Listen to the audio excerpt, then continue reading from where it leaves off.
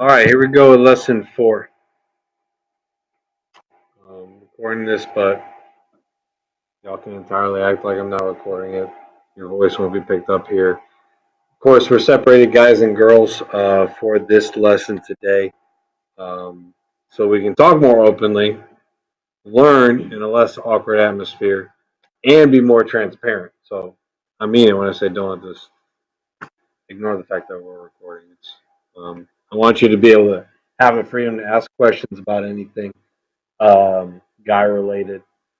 I'm going to attempt to unveil the mystery that is woman, and and so you can grow in a greater love and appreciation for all the women in your life, from your grandma down to your sister and girlfriend. All right, so we've done 3 sections largely. We did marriage is a total gift of self. We did marriage as a free gift of self that you're invested in, and this lasts forever. It's a faithful union. Now we're talking about the last section is kind of like the messiest section. Okay, this week actually, my class is probably the most intense week of the year, content wise. Marriage is by its nature supposed to bear fruit. Love bears fruit. God loved us so much that boom, He created the world, and boom, He created man and woman in His image and likeness. So love creates, love bears fruit, and every marriage is supposed to be an image of God in that sense. So here we go. There's going to be 3 sections to this lesson for the guys. Now the girls are going to get a different version. The girls are going to be taught in a different angle. They're going to be taught the same bullet points in a different way, basically. But the first section for y'all is really just this slide, which has a picture on it, which I'm about to click on. But that's the first section, and then there's going to be 2 others. Just done it for you to help. I tell you that 3-section format for you to understand the flow today. Before I click on anything else, I want to know where you're at, young man of the class of 2022. Tell me everything you know about a woman's cycle, about her cycle, about her body, about her whatever you want to call it. Period.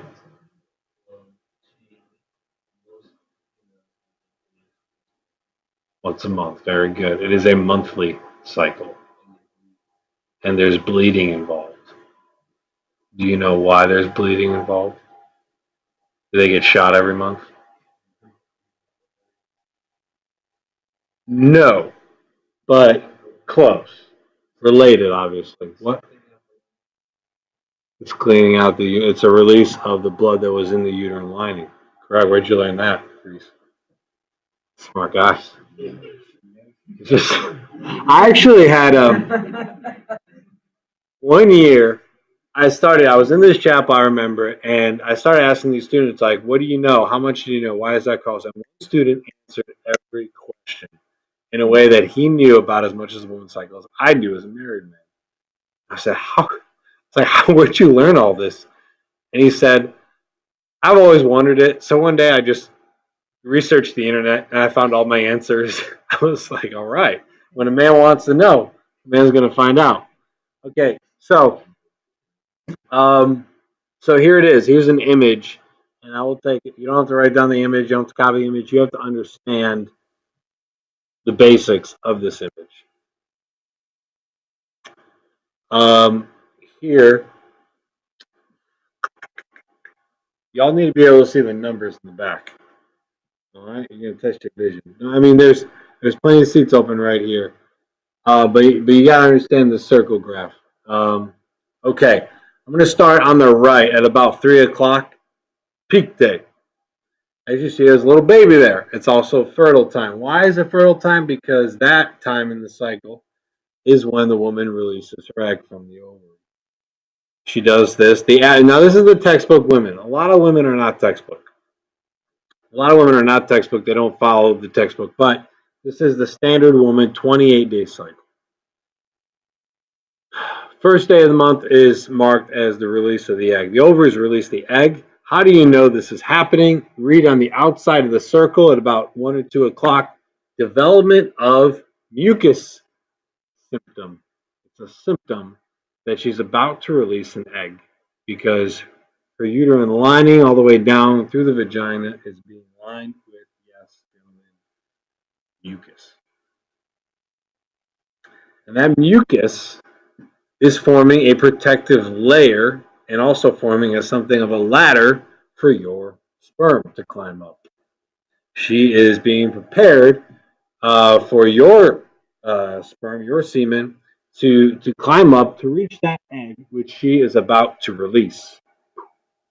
She's got one egg. And how long is that egg viable and alive for? Wait, somebody said something else? No, 24 hours. 24 hours. That egg's not going to live long. It's got its window, and then it dies. Discharge, not noticeable because it's microscopic. Peak day is the day, the 24 hours in which that egg is alive. In which time, if a couple wants to have kids, that's the time to have sex. Green light if you want a baby. Red light if you don't, of course. Even if you have sex on that peak day where the egg is just released, there's no guarantee that she's going to get pregnant. Couples can have sex on that day for 6 months in a row and not get pregnant. It's still a miracle. It's still a long journey for the sperm to reach the egg.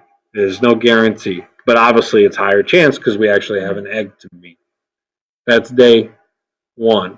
And that's why, so there's going to be mucus for a few days to prepare, mucus during the release of the egg, and maybe 24 hours after that. This circle is the cycle. And I'm just talking about this part. Mucus.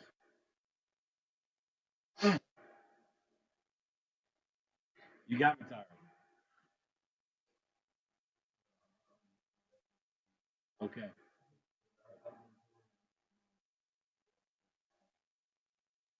You shouldn't do what? You shouldn't have sex during the period. It's often very painful. It's messy. She's usually not feeling it that time, anyways. Now, if you're told don't have sex while she's releasing mucus, that's because you're being told to yes have sex, but not when she's mucusy, aka fertile. This is her period. What you know as her period is when she has the discharge in front. This is simply fertile days of mucus. We don't really have a name for that. Any and now's your time, Tyra. Well, the whole thing is a cycle. It takes a circle to make a cycle. So we're talking about the whole cycle. And I'm just talking to you about the first stage of the cycle. Mucus, ovaries releasing an egg, fertile. For truly 24 hours. Here's the thing, though. We release sperm, and how long is our? We release millions of sperm swimming upstream. How long can a swimming sperm stay alive? Trivia question. Reproductive health trivia question. 3 days. Oh yeah, strong swimmer. You know.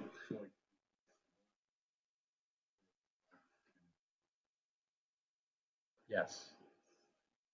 Now she's almost. Very few women are going to. It is possible. It's somehow when you have non-identical twins, it's usually because the woman released two eggs in the same month. Identical twins, one egg, sperm meets egg, and then it splits. So, but some women do release two eggs in at the same time. It's one way to get twins. But yes, a little sperm is going to can live as long as 3 days, which is three times the length of an egg. That being said, sperm are also very fragile. While they're strong swimmers, they hit urine. If they hit blood or other substances other than mucus, basically they die. So, but you release millions, and they kind of bounce off each other. If some find the path, find that egg, you've got a pregnancy. Okay. Here comes Mucus. All right. Her body at this point, we're going to act like that egg met a sperm. Okay? Pretend cycle right here. And that egg and sperm meet, and it travels down, nestles into the uterine wall where the baby's going to get fed. It's so small and microscopic at this point, the body doesn't know if sperm met egg yet. It hasn't quite sent that message to the body. And that's what these darker green days at the bottom represent. The 4, 5, 6, 7, 8, 9, 10, 11, 12. Those days are the days where the body doesn't quite know if we have a baby or not. But whether it has a baby or not, the woman's body is going to do the exact same thing every time, which is, as Reese pointed out, fill with blood. Her uterus gets heavier, thicker, stronger, filling with blood. What is blood? It's nutrients. That's where all your good nutrients go. That's what keeps your body strong. And her, strong muscle in her uterus is filling with blood. It's preparing to have a kid. It doesn't know yet if it has one or not, but it's going to prepare it. That's how the cycle works. So it says dry days. And if you read all the way at the bottom at about 7 o'clock, it says dry days, which means dry on the outside. On the inside, you're just filling up with blood. What happens day 12, 13, 14, her body figures out, okay, by then, okay, we have a baby. If we have a baby, we keep all that blood in the uterus, and that blood feeds the baby. Feeds the baby, feeds the baby. 9 months later, out comes the baby. All fed through the uterine wall, the blood. That being said, if she's not pregnant, we don't need this blood. There it goes. That's her period. It's all the blood coming out of the uterine wall through the vagina. Questions on the blood? No, thank you, Mr. Pale. And then you see at the top, she's going to be dry, no mucus, a few days, maybe a week. Here comes the mucus again. Starts all over again. A couple of things I want you to take from this graph or this chart, whatever it is. One, she's truly fertile for about 5 days out of the month. Truly. They say a week to play it safe, more buffer for the development of the mucus system, and maybe 3 days after peak day. If you want to play it super safe, she's fertile, conceiving a kid 7 days out of the entire month. Even then, there's no guarantee. She's infertile for the majority of it. You see where it says menstruation, where her period is? It says that's fertile. You have to treat that as fertility because the blood, there's a chance that the blood and the mucus might conjoin, happen at the same time. And it's tough for the woman to read her signs when there's both blood and mucus. And so they say just treat it like it's fertile. Listen, she doesn't want to have sex. You don't want to have sex that time anyways. So it's really a non-issue. She's fertile for really 5 to 7 days out of the entire month. That's the first thing you need to know to understand this lesson. And sexuality within marriage. The second thing I want you to be aware of is thus. You, gentlemen, do not have to go through this. We are a loaded pistol. We're just always ready to go. We're always ready to fire, morning, noon, and night. We don't have a cycle so much. We have testosterone, and that testosterone is always active and ready to go. Man can have sex and be ready to go hours later. Most women are going to be like, okay, stay off me for like a week or two. You don't have to deal with all this. All of this, by the way, what causes the egg to release? What causes menstruation? All of this is caused by hormones. Hormones do all of this. We're good. Hormones cause all of this, and that also causes mood swings. You don't have to deal with that as much. Okay? All this saying is, why do they have this? They have this so that one day you can be a dad. And yes, they can be a mom. That is why this exists. And so when she has mood swings, should that occur, should that happen, when she has painful cramps as a result of the change in blood levels in her uterus, you owe her the utmost respect reverence, and care. Not that I think you normally make fun of them for it. You might, but we don't know the struggle. We don't know the pain that happens on a monthly scheduled basis. Now, if it's super painful, they should be seeing a doctor for it. But a lot of times, just pain and being prepared with tampons and pads and that, like, that's just part of the game. I mean, that's just part of their regular routine that we don't have to do. So it means you have every reason to be extra patient with them, revere them for the amazing being that they are, that their bodies do all this, and every month they go through the reality of baby, baby, baby, no baby, no baby, no baby, no baby, baby, baby, baby, no baby, no baby. And it's a constant cycle. All right. We're going to come back to this graph later, but you have to understand science and fertility to understand where we're going. This might seem to be on a different note. It's related but different. That was part one. Here's part two of today's lesson: interrupting the cycle or interrupting the fertility with contraception. And there you have the definition of contraception that you had in your vocab. You can write it down if you'd like, or you can just study your vocab.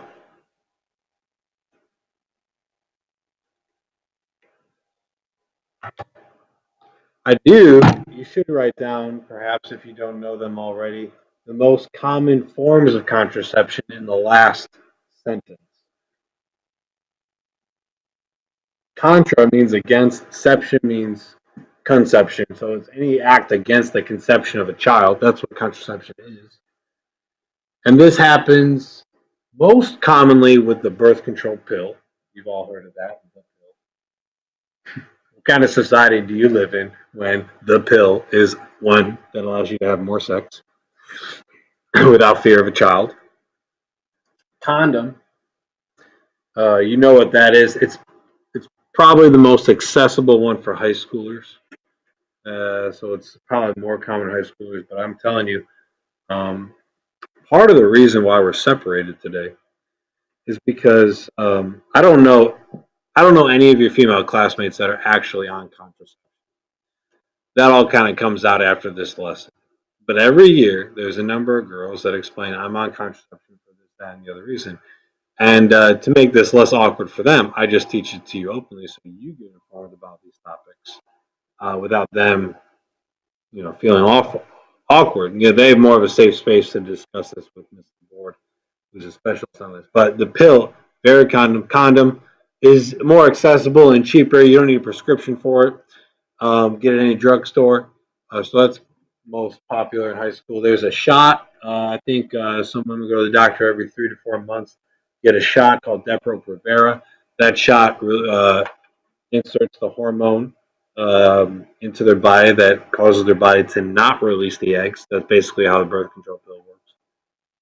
There's a patch. I don't think that one's very popular, frankly. I should probably take that one off the list. It used to be more popular, but just like a nicotine patch, there's a birth control patch that releases the hormone. There is withdrawal. So you're about to release into the woman and you pull out. Withdrawal. That's contraception. That's something you're doing that is prohibiting the conception of your child.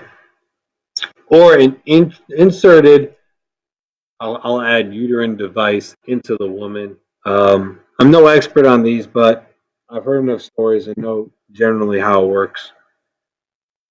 There's a couple different forms of the IUD. One of them is copper, which is a highly volatile is kind of the word. It's a very, I guess I'd say, dangerous. Yeah, it can be very reactive metal in general. And what happens is doctors insert these copper devices into the woman. And should a newly conceived baby, sperm and egg meet, little zygote, traveling down into the uterus, come across this copper, which is inevitable, the copper will kill the baby right there, causing one abortion after another after another. That's one form of an intrauteral device. Another one is more common one is women get something inserted into their bicep. It's a little stick of hormone, basically. It lasts longer. You don't have to go to the doctor every few months for a shot. You just get it inserted into your bloodstream, where it can travel, and it releases the pregnancy hormone, telling your body, uh, "Don't release eggs. You're pregnant." That that is a very common form of contraception. There's actually a picture. Let's see if I still got it. Your classmate Remy Hackett showed me this last week. Pay no attention to the expletive at the bottom that I just covered up. But this baby is born holding the mums, so this is probably England, contraceptive that failed to stop her getting pregnant. This baby was born, I believe, a week or two ago, holding an IUD because it found its way into the uterus. The baby naturally is going to cling to it, hold on, because babies like to hold on, strong grip, and it was born holding mom's IUD. This went viral. I had to see it. So that's what an IUD is. The baby's here to show us. All right.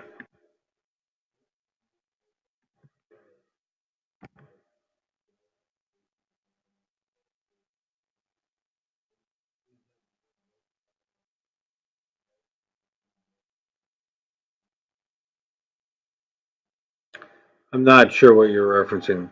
You say the girls get something for a month as opposed to a week. I don't know what that. Oh, I've never heard of this.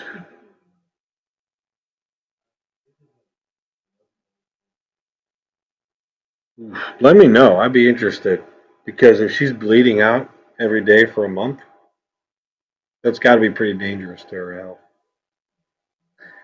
And I'll be honest with you, there are serious side effects to all those contraceptives. Maybe not withdrawal, maybe not the condom. There's other effects to those, which I'll mention later.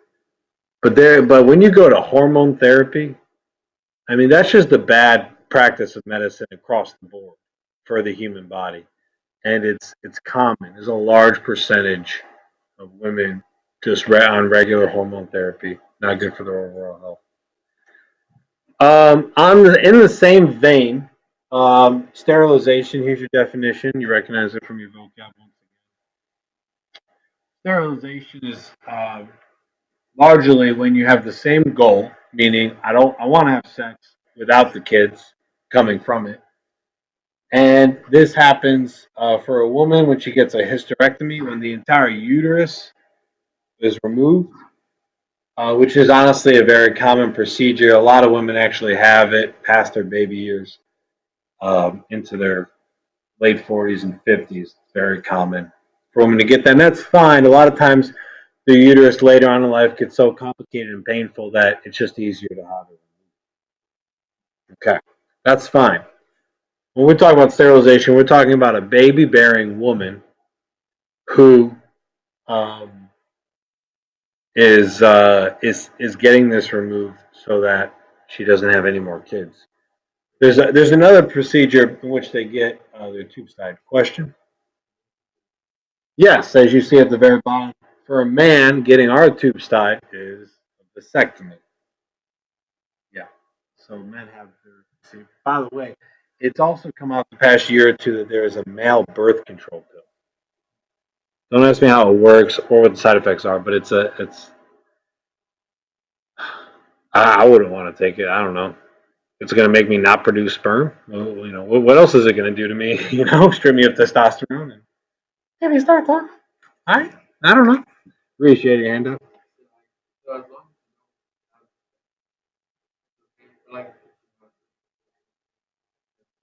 Yes. So, testicular cancer. I'm no expert on that, but as long as if you get a hysterectomy or a vasectomy for overall health purposes, that's fine. And you're probably infertile, as far as I know. Um, for the rest of your life, but you did that as a result of an illness. The thing with our society nowadays is we want to have so much sex and we want to have so few kids that we treat all fertility as an illness. And so, if a woman wants to have a sexually active life, people pressure her to get sterilized because that's just fertility is seen that way, and it creates for a not very pro-life society. Yes, I do know a guy or two actually.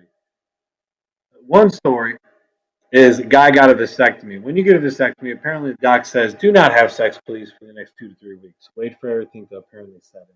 That's what I was told. He couldn't wait. He did it anyways. He had a kid. 2 weeks after his vasectomy, he conceived a child. Another story I know of a guy who had a couple kids, got a vasectomy, had a reversion to the Catholic faith, and then once he got the vasectomy reversed, he went on and had 3 more kids. It's kind of like he has 2 families. It's a little awkward. But he's got an older bunch of 2 or 3 and then a bottom bunch of 3. They're at least 10 years apart. So,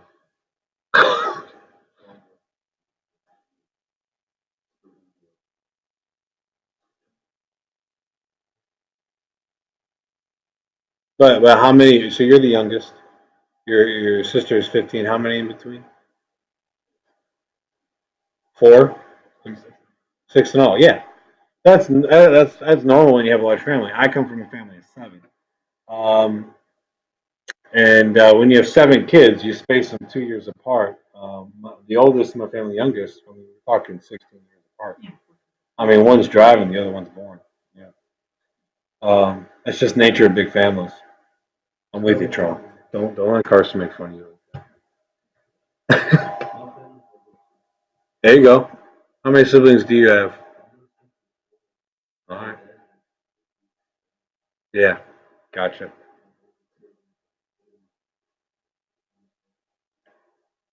Good deal. Um, so this chart, these graphs and these statistics they're not super important. They're simply to let you know how common contraception is. So much so that if we're looking all the way to the left, the Navy strip, 33% of girls, women, ages 20 and 24, did not graduate high school. 1/3 of them are sterile. It's very sad, I think. Because when you're sterilized, you're largely sterilized. Um, that decision to have or not have kids is largely sealed. Um, you see, if a woman has more education, she's more likely to probably want kids in the future, and therefore she's going to be on the birth control pill. She's more likely to be on the pill right here than get sterilized. She's just trying to delay kids, so she takes the pill.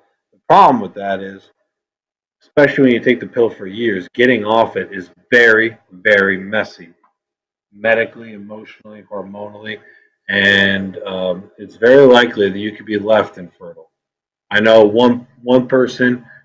She got off the pill. She's ready to have kids. Probably took her 5 years to get pregnant. And there's a lot of emotional stress along those lines. And she took it not for contraceptive reasons. She took the pill. You want to know this too. A lot of women take the pill for medical reasons. You know, if their cycle is very painful, a lot of doctors say, oh, just take the pill. It takes away most of your cycle, basically. They're like, oh, okay, that's it. Not knowing that there's long-term effects of infertility often. Not to mention the fact that the birth control pill is a class 3 or class 4 carcinogen. There's a strong link between taking the birth control pill and breast cancer. First class. There's a lot of things in 3rd and 4th classes, but there is a link established medically between birth control pills. Now I've got breast cancer all around my family. I don't think any of them. It's not that every woman who has breast cancer is on the pill. There's just a correlation. It increases your odds. And then the stat on the right from the United Nations report, 75% of women who are in a relationship are on contraception. Those are the baby bearing years. 75%. It's a high high section. Okay. Catholic Church was expected when the birth control pill came out in the 60s. So y'all are probably familiar with the sexual revolution of the 60s. It was largely spurred. Here's a pill, women. You have the same power as a man now. You can have sex without getting pregnant. You are in control of your body and your destiny and how many kids you want. You're supposed to free women from the suppression of being pregnant. That was the 60s, and a strong wave of feminism came with that, being able to control their own bodies. Everyone turned to the Catholic Church. Now, the birth control pill was actually expected to be approved by the Catholic Church because this form of contraception was said to be natural. It was just putting a hormone in our bodies, in the woman's body, that's already in there. No big deal. So everyone's turning to Pope Paul VI, who you see pictured here. Come on, Paul VI, like, time to let Catholics go. The Anglicans started doing it. Other Christian churches started allowing contraception in certain circumstances. But then there's this landmine event in Catholic theology history that is still being unpacked today. It's called Humanae Vitae. Um, I would say this. Start writing on your notes the second paragraph here. Pope Paul VI, that's Pope Paul, capital V, capital I. Pope Paul VI, who was canonized the saint. Now he's Saint Paul VI. Like 2 years ago, when Humanae Vitae had its 50th anniversary. So he wrote Humanae Vitae and published in 1968 to further cement, clarify the Catholic Church's teaching on contraception. And as you can guess / know, he said this is a no-go for Catholics. Once you get the name, Pope Paul VI wrote Humanae Vitae, which is an encyclical, a letter from the Pope in 1968. You can then write down the top part, perhaps in bold. It's not going to be very convincing, but in short, contraception sterilization is not approved by the Catholic Church because it removes an essential element of sexual intercourse, which is God's ability to form new life from the act. This is one of a number of reasons why it's wrong. When you strip the sexual act of being able to reproduce, or you limit it, you basically change it in a way that harms the very nature of the act, and therefore will likely harm your marriage. And I believe Pope Paul VI did label this within Humanae Vitae. This is a mortal sin. This is serious. And nobody likes to hear that, but frankly, most sexual sins are mortal. Why? Because your sexuality is so powerful. It's so powerful, not just in creating a new life, but it's so powerful in your own life, in your own ability to control yourself, save yourself, and love your future spouse effectively. So much just rises and falls. Just it's how we're made as human beings. That being said, as you see at the very bottom of this slide, Pope says there's 3 consequences if contraception becomes mainstream. He actually said there's 4 consequences, but the 4th one I didn't think was very relevant or clear. So I'm just going to give you the top 3, and that's the next 3 slides.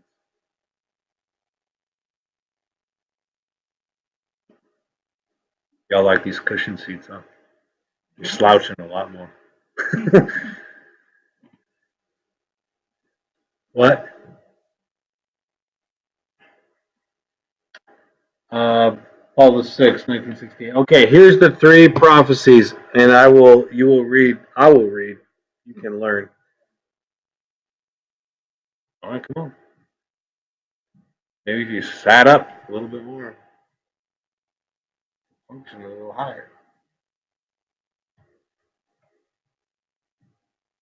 I'm going to give you Pope Paul VI's words. You simply have to write down the title and the consequence of contraception upon society. And he wrote all this, remember, 1968. I want you to know that year. It seems like a long time ago, but I want you to judge and recognize, as I will help you to do so, whether or not these prophecies, these consequences came true or not. Number one, marital infidelity. And you could add a lowering of moral standards. He says that in his quote.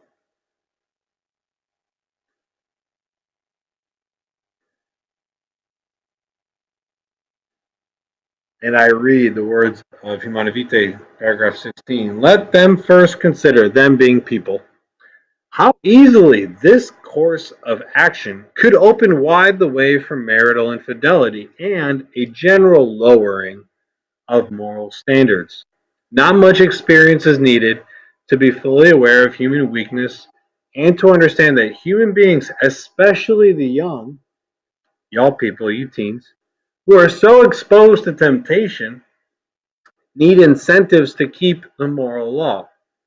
And it is an evil thing to make it easier for them to break that law. What he's saying is, I'm going to start with the young people and then I'll move to the older people like myself.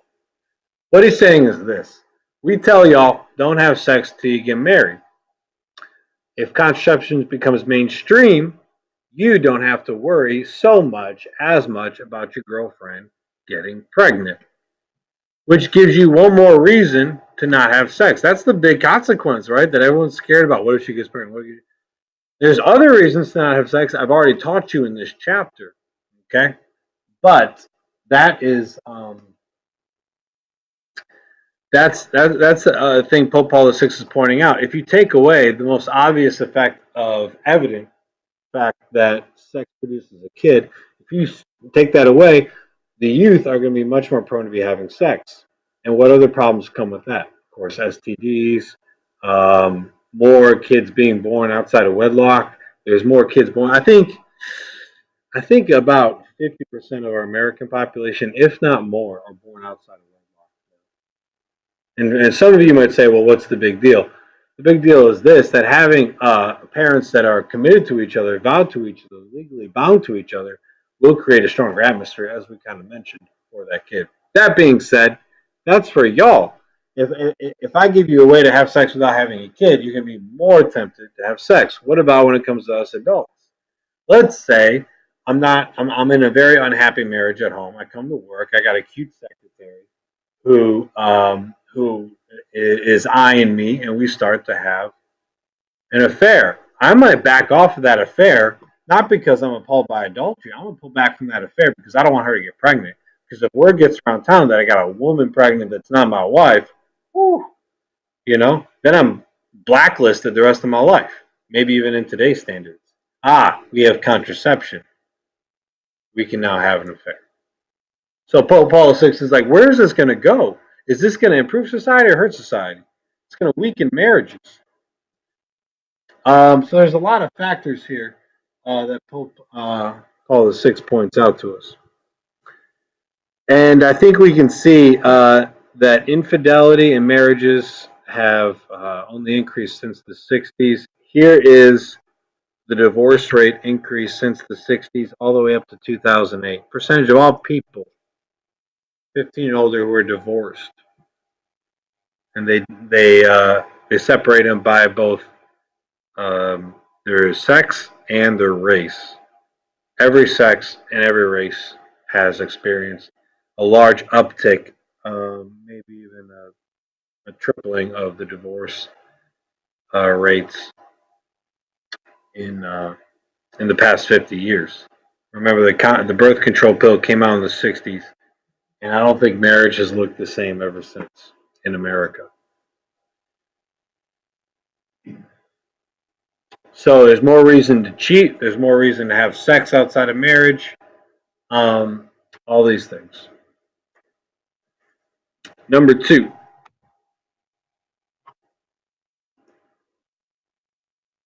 This might creepily, like a snake, change our very perception of women and our relationship with them. Follow his logic as I read his words.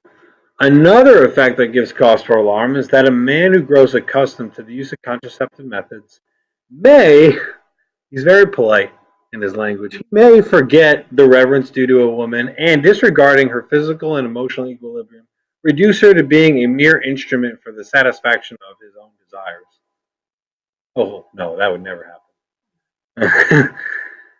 No longer considering her as a partner whom he should surround with care and affection. What he's saying is this: if when you look at a woman, whether it be with lust or with authentic love, you have to think of it as she might get pregnant today or whenever we have sex.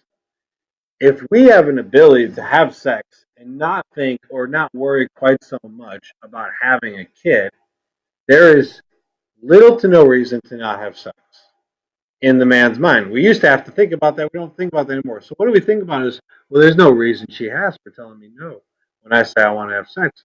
What reason does she have? She's on the pill. I've got a condom. What's gonna hurt this? What could it hurt? Um, and what comes next is when she says no, and then it creates more of a bitterness. It creates more of a tension in the relationship because we expect it. We don't. We have less to think about and how important sex is that we can begin to force our way upon them, and overall lose a respect for women, treating them as objects of pleasure. I think it's safe to say that this has greatly increased from when our grandparents were kids and the objectification of women. I probably don't need to give you any statistics to suggest that. But this is shown, of course, in the rapid growth of pornography. We now live in a sex on demand culture. And when we don't get it from a woman, we get it from the internet and all these many other factors, such as the percentage of children that live only with mom. Now, my own wife would have fit into this category, being raised. And we're not talking about the children here. We're talking about, look at the large uptick from 1960 to 2012. It over tripled the amount of children who are being raised at home without a dad ever since contraception became mainstream. Why? We have sex with the woman. We're using contraception. She's not supposed to get pregnant. She shouldn't get pregnant. It's supposed to work. She's pregnant because no contraceptive out there works every time. She's pregnant. Well, that's your problem. You forgot to take your pill. I'm out of here. A man does not feel obligated to take care of that kid. A man's ready to peace out. A man says that's your problem. Now, none of us in this chapel here would think that would be us, but that's just how it works out in society. We don't feel as bonded to this kid. I already told you about a relative of mine. I know that had a vasectomy, had a kid, conceived the kid weeks later. When that kid was born, dad held it like this. Even when the kid was born, dad didn't want it. Dad was disappointed.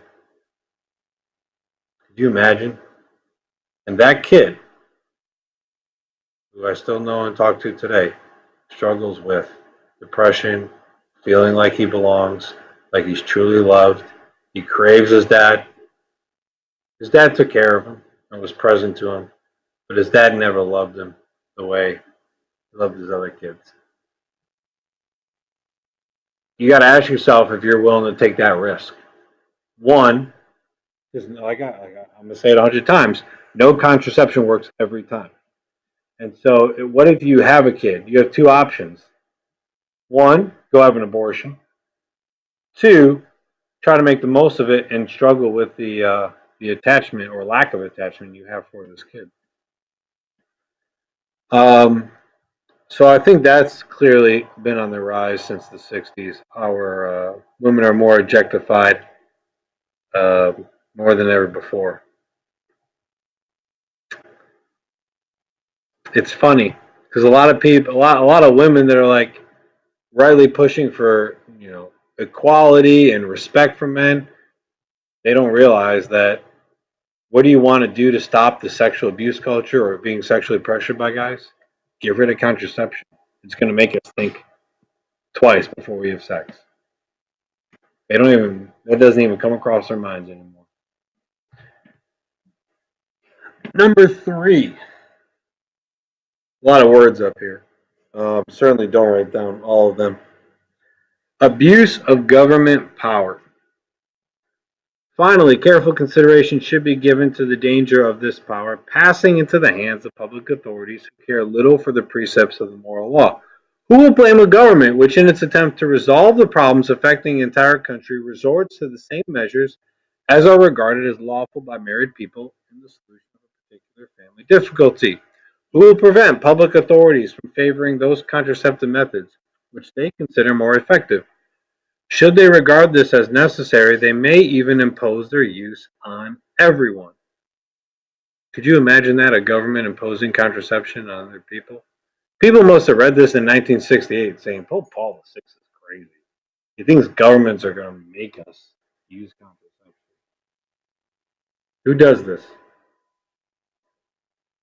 Planned Parenthood offers contraception. China? China, of course, had a one-child policy, two-child policy. Either way, China, the government is telling married couples what they can and cannot do, crossing the boundaries of human rights and dignity, and forcing this on them. And when it fails, they have to get an abortion. Well, that's China, Mr. Taylor. That's communist China. Okay, what about the United States of America?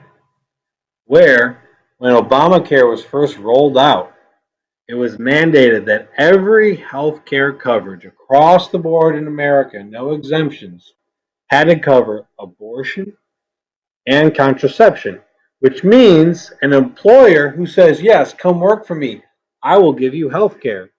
A Catholic employer would have to be paying for abortions and contraception. The Catholic Church raised their hand when Obamacare came out. We said, excuse me, we can't do this.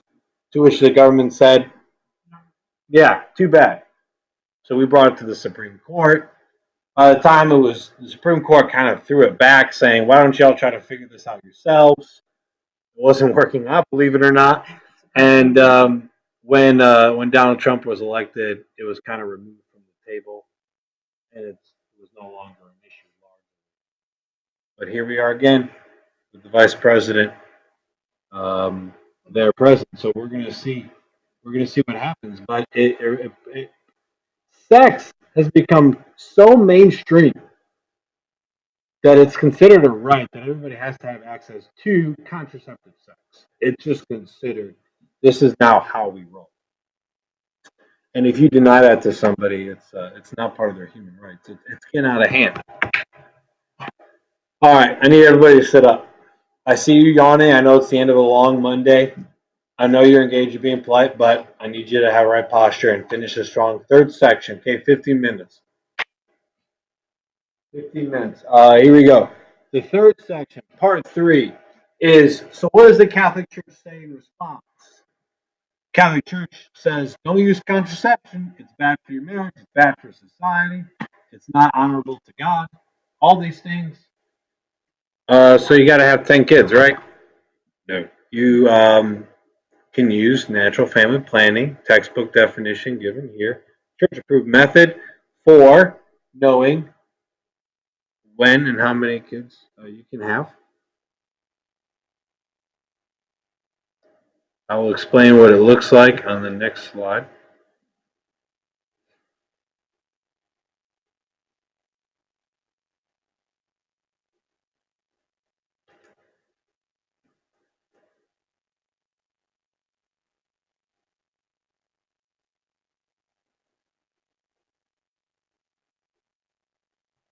Okay.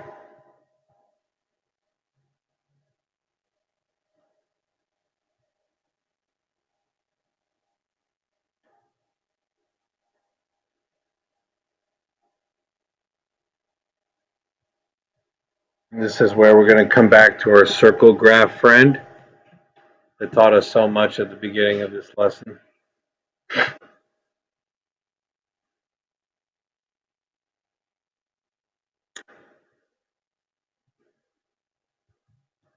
So let me, this isn't the most important paragraph down here, but I should probably explain it. There is a way for you to plan all the births without using contraception, which I'm about to explain to you. That being said, Catechism does say you can do this and be selfish. If you want to be married and with no kids, you have to have a real reason, a real substantial reason for having no kids. And that could be physical health, it could be mental health, it could be a lot of factors. But the Catholic Church says you got to be aware. Don't do it for selfish reasons because you want to spend all the money on yourself and not the kid. That being said, you can space the births of your kids and perhaps number them. All right, so here it is. Here's our friend the circle graph. Okay, if you want to, let's get some drawing tools up here. If you want to, let's say you don't want to have a kid. She develops mucus, you refrain for as long as a week. And then she's a little bit drier. And around here, you should be very confident that you can have sex and there's no egg for your sperm to meet. She's not going to get pregnant. You're not using contraception. You're partaking in the act that is very open to God's ability to work a miracle. And you have all this 3 weeks of the month largely. Now, like I said earlier, nobody wants to have sex during this time. So we can just take that one out of the graph. It says fertile because it might overlap sometimes with the mucus symptom. But honestly, no, there's no egg released here. No egg. But look at that. 3 weeks out of the month, you can have sex. And you should have sex confidently. Trusting God can bring a life out of having sex down here at day 10, 11, 12. It's possible. Small chance. But you remain open to that. You're not trying to stop your sperm from eating an egg. You're just doing natural family planning. You remain open to new life. And you do so without changing the act of sex, the total gift of self that sex is meant to be. See, when you're on contraception, you're not totally giving yourself. And that's very evident when you wear a condom. It's very evident that you're holding something back from your spouse. And that attitude creeps into your marriage in other ways. But you remain in this total gift, this pure act of sex, this pure act of love for the other person. You remain open to God. And this is best for reasons which I'm about to state. Now, NFP is the best option because I'm going to give you, I think, 6 things on this list. On your test, I might ask for 3. But let me give you a list of benefits to having sex based on the woman's cycle. Number 1 is that it actually helps conceive a child when you want to have a child.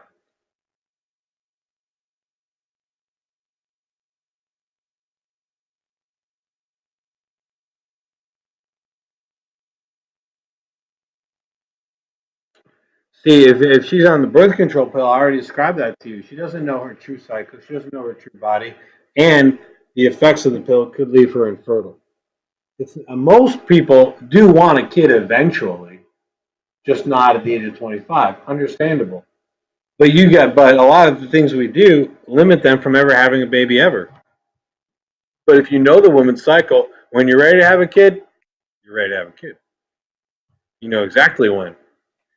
It is as effective if you follow all the rules to the max, playing it safe when there's any sign of mucus basically around.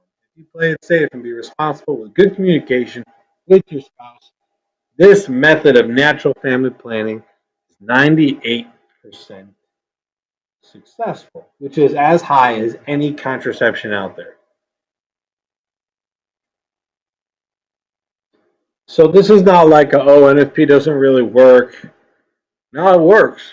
We don't work. We don't follow the rules. And there are babies that are not planned that come from NFP, but that's because we decide to take a risk, us married people. When there's a slight sign of mucus and maybe, here comes a noose baby.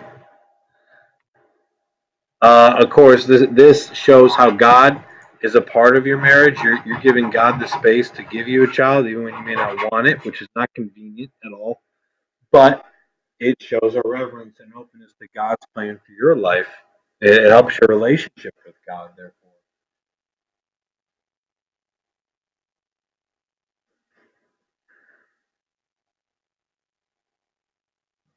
It is healthier and more natural. It's healthier in that you're not pumping your wife's body with hormones. You're not doing surgical procedures. You're not putting copper into her uterus. All these things. It's just better long term for the emotional and physical health.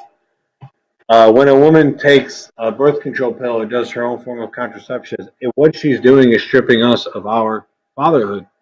And so it largely, it's not that women shouldn't be in control. That's not what I'm saying. But it limits our fertility too. Oftentimes, what they do, and our ability to grow into the full man that we were intended to be of God.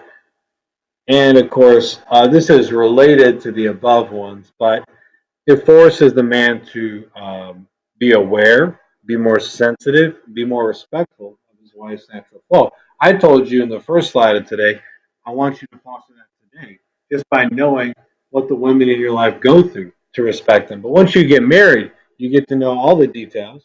You got to be more aware. You have to be more sensitive, and it'll make you an overall better husband, keeping your marriage together. I could go on with more, but I think you get the idea. Happy holy marriage involves natural family planning. What percentage of women do you think use natural family planning? I should say women. What percentage of couples do you think turn to natural family planning to plan and space the birth of their children? 10% overall in the world. Correct. About 1%. I love this slide. I don't love the reality. I wish it was more common. I think the world would be a stronger place for it. But I think most of you look at it as what I've described as just don't have sex for a week of the month and you're good largely the 3 other weeks. Most of you who are told in high school don't have sex, don't have sex, don't have sex. You're like, yeah, you hold off for a week and get back to business later. Um, you think when I tell you just have to hold back for a few days, most of you see that as very doable. But there's something that happens when you're not raised with that mentality and you want sex on demand. The people don't want that, and so they still use contraception, so they don't have to think about it. They don't have to plan for it. So a lot of benefits there are, and the strength of these marriages that practice natural family planning. Now, there's other factors involved too, but very, very low divorce rate. I've heard it's in the single digits, pretty much. Low divorce rate, but so few women actually do this. So few couples turn to this or trust this method. But as you can see, it's not good for the marriage. Okay. Um, Closing thought. This is the closing thought while I have all the guys here, and then you have a chance to ask questions. This is another reason why I say it's important to not have sex in high school. If you can maintain chastity, get control of your sexuality for that 1 week, 5 years from now for some of you, 6, 7, 8 for a lot of you, when your wife is fertile, you're going to be able to control yourself and not get bitter, not force yourself upon her when she's fertile and y'all don't want kids. You have to be in control of your sexuality, whether you're married or not. You have to have chastity. And I know chastity is super hard in high school. I was there. I did that. Um, I know it's hard, but you got to keep trying. Don't give up. Confessions here. Sacraments are here. I'm here if you need to talk to somebody. But the only way to be in a happy marriage is to have a controlled sexuality where you put your spouse over your sexual desire. And you got to get in control of that today. You have to work on that today. I know it's a long haul. It does get easier. It does get easier. Um, Over time, you're going to learn what works. You're going to learn when you leave high school who to hang out with, who to inspire you, who to keep you on the right track, hopefully. it can get easier if you fight it. But I feel like a lot of guys, especially in high school, they just lower the bar and then they live with a low bar and they're not happy with that the rest of their life. So that's my pump up motivation for you. You see the need for chastity within marriage. Hopefully, it motivates you all the more to work on it today. All right, questions?